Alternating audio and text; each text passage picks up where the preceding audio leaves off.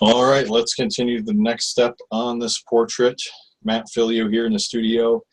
Right now we're going to get into the shading process on this. I finished up with just that initial layer in the last video I did here. Just putting over a general darkening value on her hair and some of the details in her face using raw umber dark. And now I'm going to go a little bit further, and what I want to do is kind of affect the color of the background. So I'm going to take ultramarine blue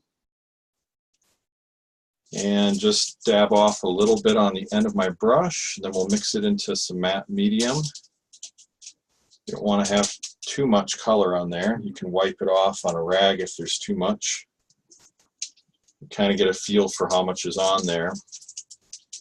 All right, and then we'll go into the background and add a little bit of color to it. And this will give us some separation then between the foreground and the background. And that's the goal here. We want to make the subject stand out by having the appropriate contrast in the background, not only in value but in color. And because cool colors tend to recede and warm colors tend to come forward in space, then using the blue will be perfect for that. Now, this is not finishing the color in the background by any means, but it is starting to shift it to what we see in the portrait, in the reference photo. And don't be afraid to get the color blending into the face a little bit, especially if this is kind of a darker value. That's not going to be a problem at all. But now that this is drying, I'm going to rinse off my brush, and then I'm going to go back and I'm going to darken the hair a little bit. So I just have my container back here, and we'll go ahead and go into the hair with this previous color that I had, this raw umber dark. And I will add a little bit of, I think, alizarin crimson. I don't want it too orange. A little bit of alizarin crimson. I need a little more raw umber dark as well. And that's kind of some of the coloring I see within there. You want to look and see, you know, to your color when you're shifting it and adding more layers. You say, well, does it need to be more, does it need to be warmer? We can say, yeah, it needs to be warmer. Should it be more red or more orangish, more yellowish? And here, looking at the reference photo, I can see just by the colors that are within there that it needs to be more reddish at this point. And so with that, that's why I chose alizarin crimson and not burnt sienna. You know, burnt sienna is a little more orangish compared to alizarin crimson. Now, I probably will put some burnt sienna in there, but at this stage I just want to shift the color in line with what I see in the picture.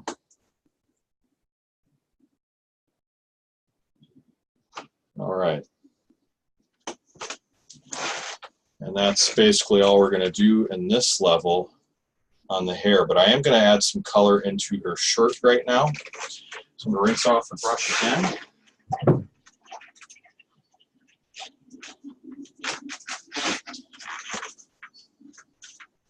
And get some fresh matte medium.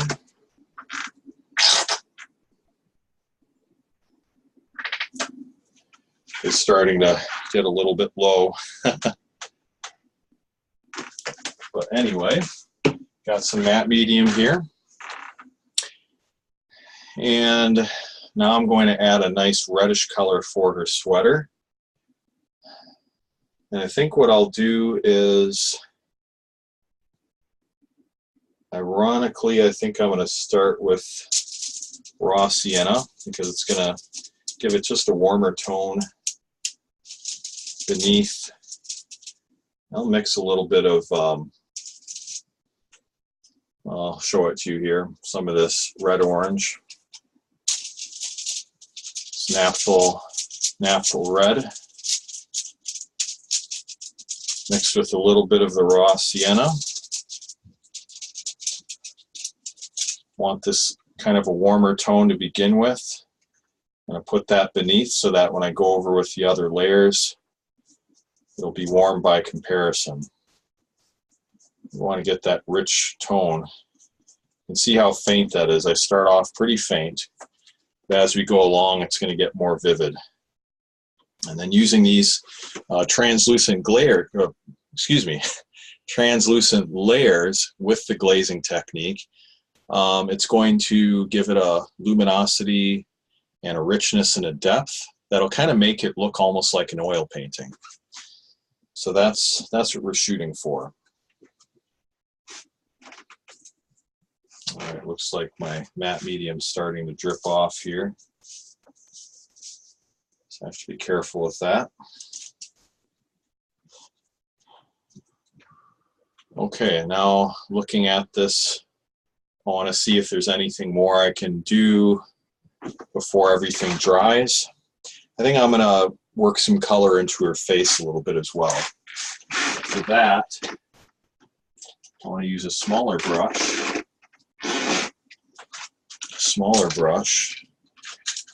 So maybe this guy right here, this is a size 4, looks like, or 3/8, I think, in size, maybe a quarter.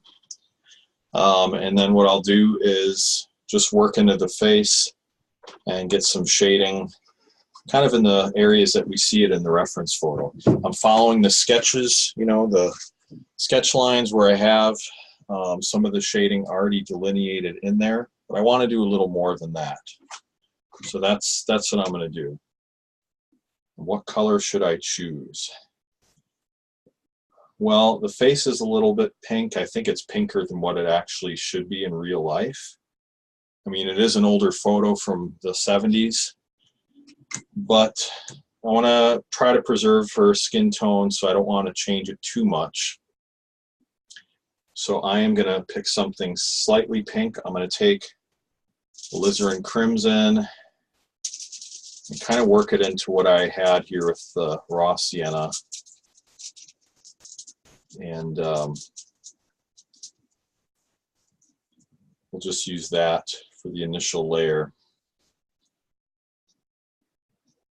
You can always change it as you go along. It's never a problem. You see that? I'll show you the color right here.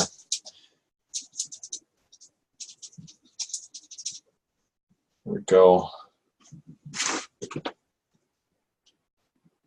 Rest my hand on the canvas just so I get a little more control. That's not hard to do with this being a canvas board. It doesn't really push in, so that makes it easy.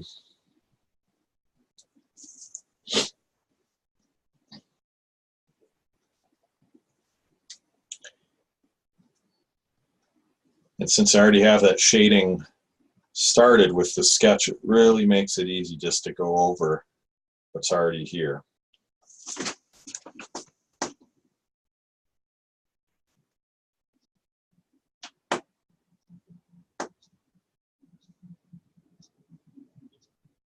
All right. Darken it a little bit more.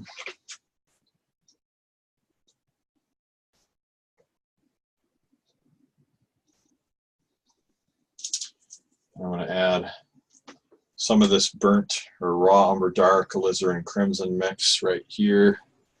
I'm going to add it in just in that shadow on her right side, our left, right where the hair would leave a shadow. That's an important value to capture.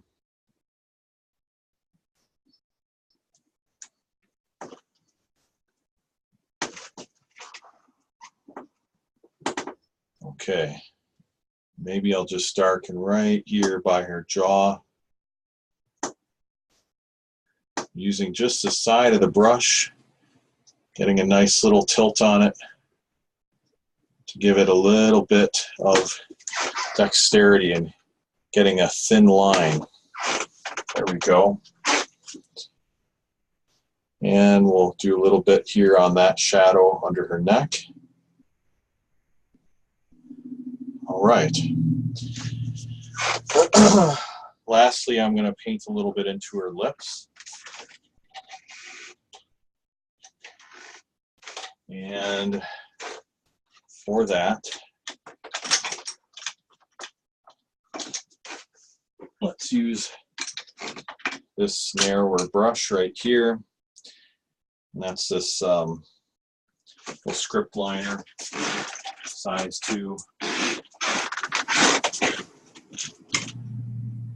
I'll take alizarin crimson and burnt sienna. So the alizarin crimson, some medium kind of dripping off the edge here. The alizarin crimson is not quite as vivid as that naphthyl, and that's just a little too dark. I think this will be a good color, but the burnt sienna will just warm it up a little bit. Now you have to really make it a thin layer, because when you use this thin brush it tends to look a little rough, and so you got to spread it out pretty thin for that reason.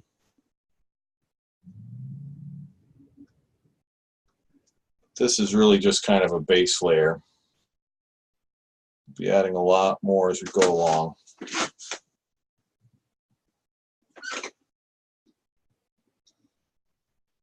Just use my finger to lift up some of the pigment. It got a bit dark on that side.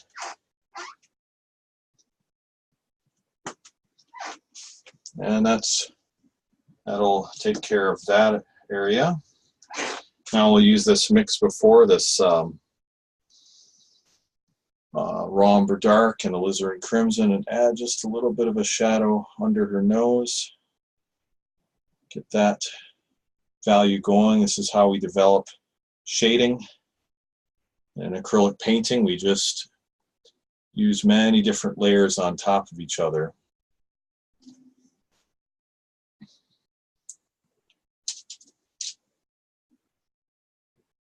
And then we'll darken that little line too,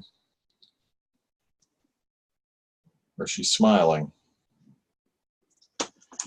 Okay, I'm going to need to let these layers dry. They're still a little wet in certain areas, so I'm going to do that before I tackle anything else. So we'll let this layer be and call it quits for this video, and we'll go ahead in the next and keep continuing on this painting. Thanks for watching the video. Again, realisticacrylic.com to see more portrait tutorials just like this. If you're watching this on YouTube, give it a thumbs up. Love to have your input and your feedback there with comments as well, and questions you might have for me. And if you're watching this here on Realistic Acrylic Portrait School, just skip ahead to the next lesson and I'll meet you there. But otherwise, thank you so much for watching and have a blessed day.